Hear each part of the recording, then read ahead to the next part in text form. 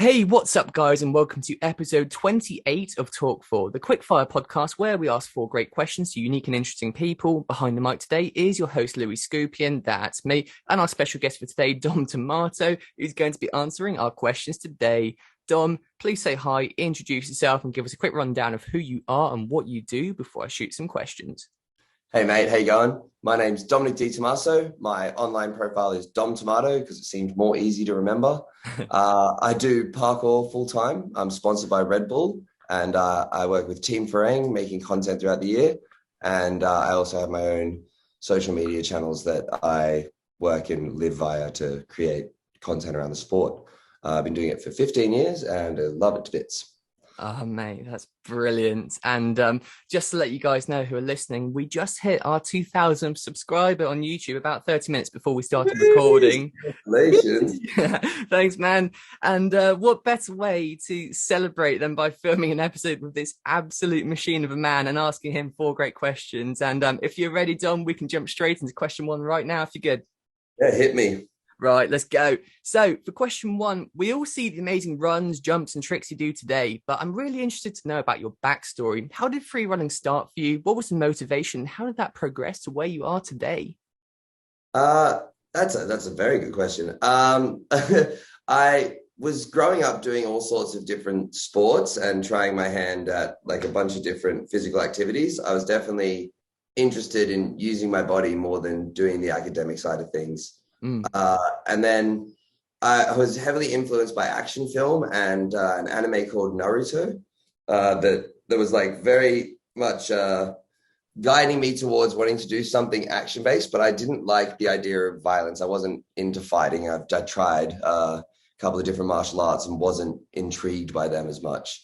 Just the discipline and the structure and also having to fight an opponent. And then I saw parkour on the internet when I was at school and I was like, oh my God, I can do like all the things from an action film, but without having to like do any fighting or machine gun fire or anything like that. So I just went out in my lunch break at school and I tried it. And because I had a background in sport and I find that I have like quite a kinesthetic learning pattern, I was able to kind of watch the videos, try it myself, record it, and evaluate that way by just applying myself and doing the sport instantly. And yeah, instantly I was taken by it. Felt like my calling, for a less lame way of saying it, but there isn't. But yeah, the right thing to be doing. Fair enough, man. And how did Farang happen then? I mean, from my understanding, doing a bit of reading up about you and everything, you were right there from the beginning, weren't you? And so how did the team get created in the first place? So Team Farang originally was conceptualized a year before its creation. What had been happening for the years prior to that is Anand Anwar is a member of the Thai parkour community and had traveled around the world and met some other athletes who then every June, July would fly to Thailand, stay at his apartment and shoot videos and travel around and have a good time. And that kind of got labeled as the Farang tour because the bunch of foreign guys in Thailand following Anand around were often referred to as Farang, which is a Thai word for foreigner. Usually it's spoken in demeaning undertones, but it just wasn't taken that way by us. So we ended up using it as something empowering and created Team Farang in 2012.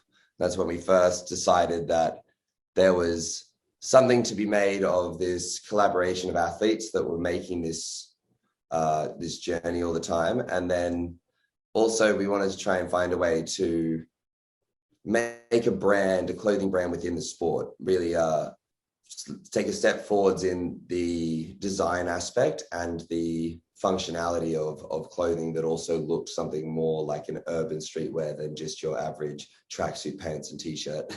Yeah, for sure.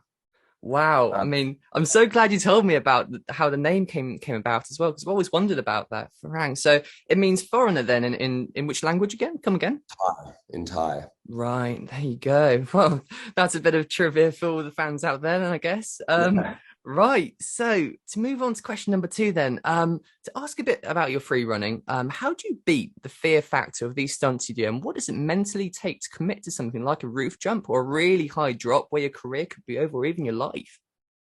It's interesting because when you train, we all have different levels of fear barriers that hold us back and we have to overcome. It usually leans towards certain movements for certain people, but inherently I found that I've had less of those mental blocks over the years by, I think, growing up doing sport and also just being quite a confident person, confident in myself and my ability to like handle the situation if it's going awry.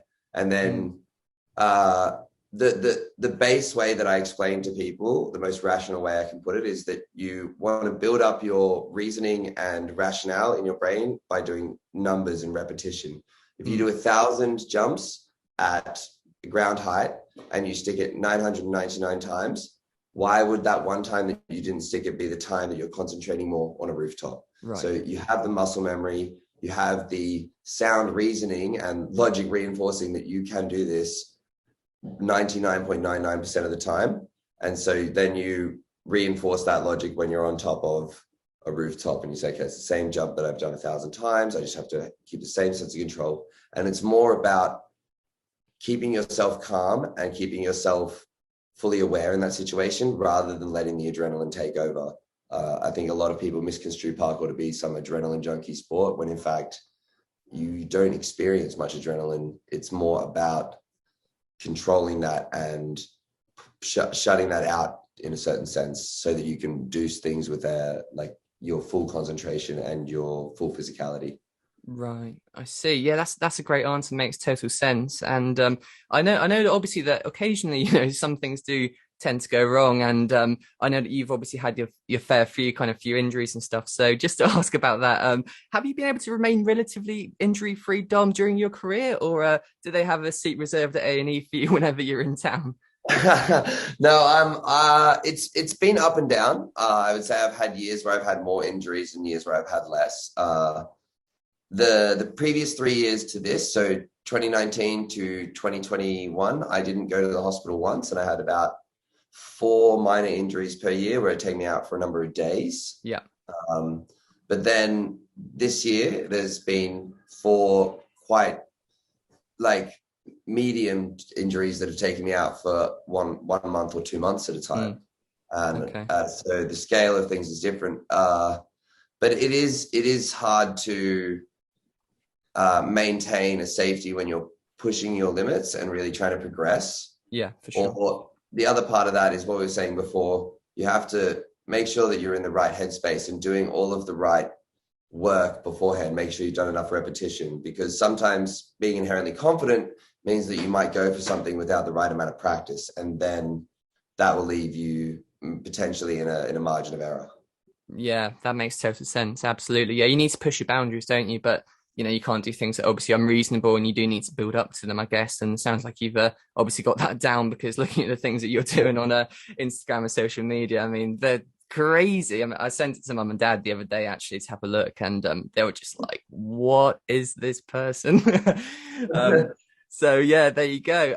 Right. Anyway, for question number 3 then, kind of straying a bit away from the parkour side of things, but there's no doubt about it, you're one of the biggest free running influencers on social media going. So my question is, what tips do you have for building a large and engaging audience on the socials? With all the lads and ladies joining free running and parkour at the moment, I'm sure many who are looking to get the cameras out and film some stuff will want to hear a few tips. Yeah, okay. So the main tip that I've given to anyone that's asked me this question is post the coolest thing you can every day for 8 years, and then see where the cards fall down, because that's how long it takes to build 1 million followers and how much work it really takes. From the day I started social media in 2014, I posted every single day.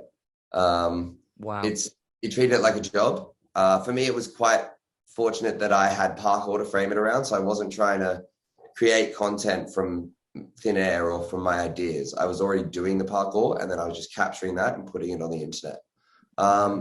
From there, you also, I would say, once you get further into your commitment with posting, you want to find a schedule and a rhythm that works for you, that's not taxing, but also gives your audience an expectation that you will deliver on, be that through YouTube and a video like Mondays at 5 that Stora did, or myself, I do weekends at Wednesdays, something memorable and snappy. There's Travis Verkey doing Thursdays at 5 p.m. as well. So there's almost like a unity in the scene of when these videos are coming out, so that the audience knows when to expect it.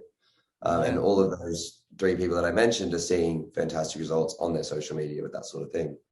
And then also knowing your applications and knowing your social media of choice. So if you're more leaning towards, 7 to 10 second clips and little sound bites and little audio bites that go along with your movement, then maybe Instagram or TikTok is better for you. If you're more interested in taking the time and putting videos together, then maybe YouTube is where your affinity lies, and prioritizing the right one so that you can get the most out of it is where I would say knowing the app works really well. So like when they're releasing new updates, if they've got things like when Instagram changed to Reels, that really helped my profile personally, because I was already uploading videos full time.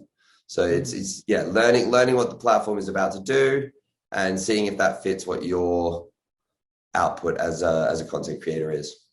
Such good points. I feel like everyone deep down kind of knows that consistency is the king to social media, but I feel like people really do underestimate the time frame it takes. Like people probably think it's a few months or a year or 2 years, and then they start realizing, this is actually not going as fast as I thought it would. And then, you do get to around 10 years and everything. That's in itself, when you're at the start, it looks like such a long journey. And, making content every day, filming and going out and doing these things, getting the camera set up, especially at the start when you're maybe not in the team, you're just an individual, it can obviously be very, very, very time consuming, very taxing. And just off the back of what you said, I'm just thinking about this. Interesting little question. How do you create enough good content without detracting from the enjoyment of what you're doing? So in other words, when is it too much when it comes to the hustle versus enjoyment of free running? I think for me, it's always been where the motivation comes from. That's how I make sure that it stays pure to what I'm doing, and not I don't get hunkered down in it too much. For me, my rules to myself is that I'm documenting the jumps that I do. So if I go out training, I'm not trying to think about what I should do to post on the internet. I'm not thinking about what jumps would sell the best or what jumps I just train what I'm doing and then document that. And I think the skill is then knowing how to document and sell that the best. So I've noticed with a bigger challenge now, instead of filming it from these different angles that I would have in the past, I would just stand really far back and shoot it almost like raw, one still frame, and just have me flying through the frame to get the perspective of the scale and stuff. And that's only stuff I've learned from years of posting on social media. When I started, I had no idea. So it's the hours that you apply will also help with the experience that you have and knowledge that you have around it. Brilliant. Fantastic point, mate. Right. So then to move on to question number 4, the fourth and final question. If you could be heard all across the world by kids and adults alike who want to try and start parkour and free running, what would you tell them to help them beat the fears of injuries, the self-consciousness around it, and what's the biggest benefits for their lives that they will miss out on if they don't start? Okay. The start with the first thing that I would tell everybody is to have fun and be patient. There's no point in getting out there and expecting things to return in 1 to 2 months, just like we said with all the other social media avenues and stuff. I think in life, any game plan, it's nice to try and give yourself a 3 to 5 year window before you look back for that expectation and see what the return is, because then you'll have a good time to evaluate. And that's a realistic time frame in today's society to progress as a human. We have lots of time. Life's longer than it once was. We can really learn to apply ourselves for those periods of time.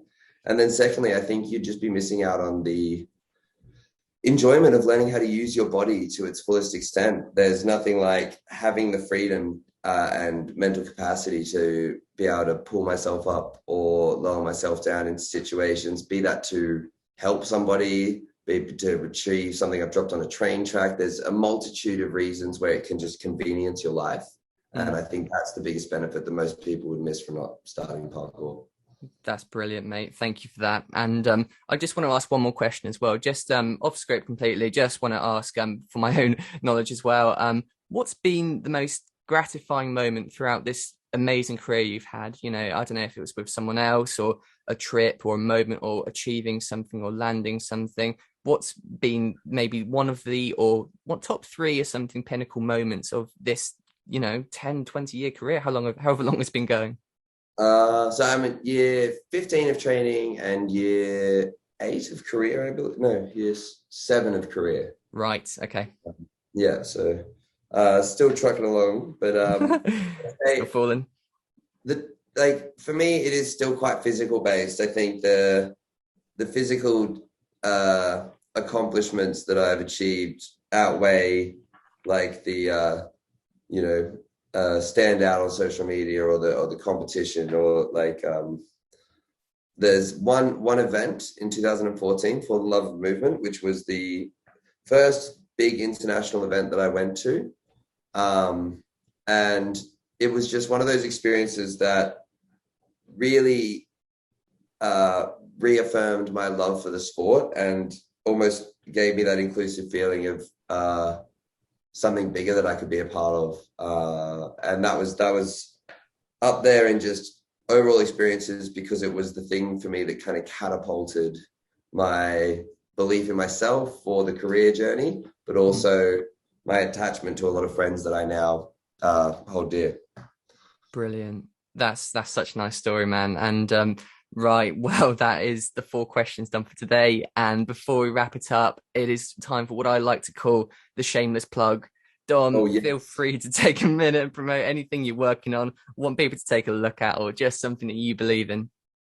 All right. First and foremost, I want you guys to go and check out Team Farang. We've just gone through a new re-expansion stage. We're bringing on a new teammate. There's lots happening on the Team Farang front. We've got sick designs coming out for our next season, and I'm really excited to share the next path of the journey with all of you. If you want to find more about me, Domtomato on Instagram, YouTube, Twitter, it's all there. It's all very self-explanatory. I jump on things. And other than that, maybe cheekily check out the Capstone Parkour project on YouTube, something I'm a big part of. And hopefully I'll have some more RedBull projects to share with you guys in the near future. Brilliant. Dom, thank you so much for joining me today for the Talk4 podcast. It's been an absolute pleasure having you on. Thank you for having me. It's an absolute pleasure to talk and share my experiences. Absolutely. Right. Well, thank you guys for listening. This has been episode 28. And if you'd like to listen to our past episodes, go and have a look at our channel. And if you'd like to listen for our future ones, make sure to hit that subscribe button and spread some love by leaving a like and a comment. And absolutely, thank you so much, everyone, for 2,000 subscribers. Signing off for now.